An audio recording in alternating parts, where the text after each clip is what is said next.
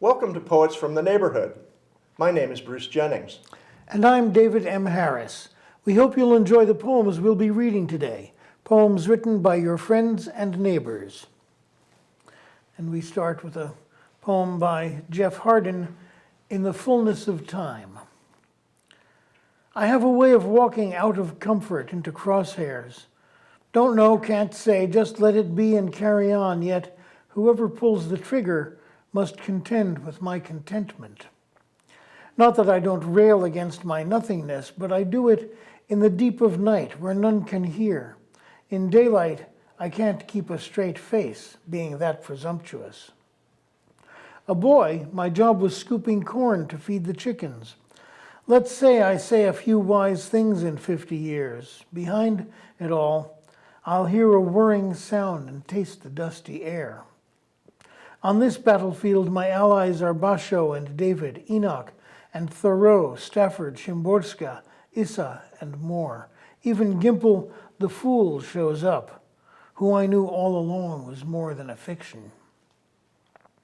Soon enough, the fullness of time will speak my deeds. I hope I'll be remembered for my hands along cornstalks, for how I pulled a sheet to cover nakedness for one whose mind had lost its way.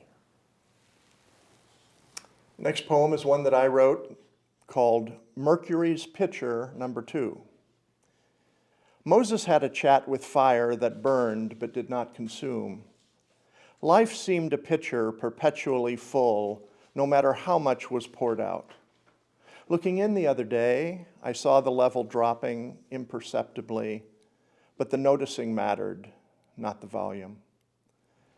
A birthday is a cookie taken from a jar. My birthdays nowadays are taken from the bottom where those remaining can be counted with a glance.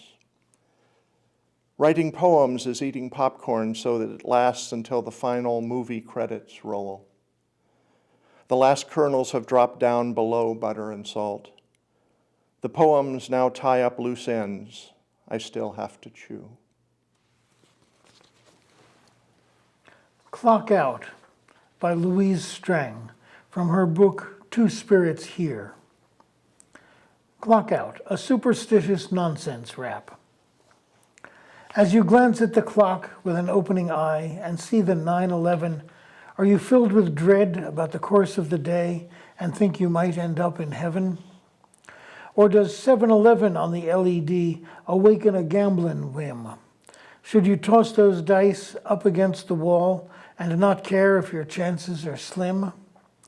Maybe 7:47 is the proper time to book out on that flight, to take you to the land of Nod, where the clocks are out of sight.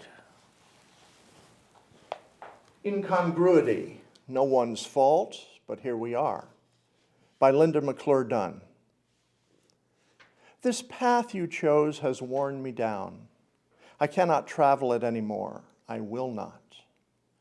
Faithfully I followed all this way, not looking back, no shedding tears for things we left. I know this cannot be my path.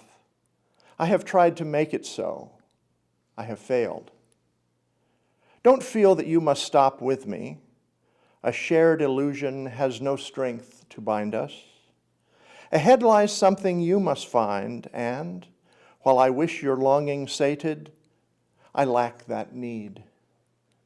See the cloud of starlings split and circle to opposite horizons, land together for the night? Just so, I will look for you again when we both reach smoother ground at the end. Frogpondians by Catherine Moore. This is an argument against transcendentalism. Light of the morning ends with weighty mourning. Dank forest of sorrow, in black squall each oak becomes flea haven, like mange that moves the dog into pond. From drops of poisoned toads turns a medicine drip. If I am a tumor, you are insistent fingers. When you are wound, I am sweated salve. Where doctors are called hoodoo instead.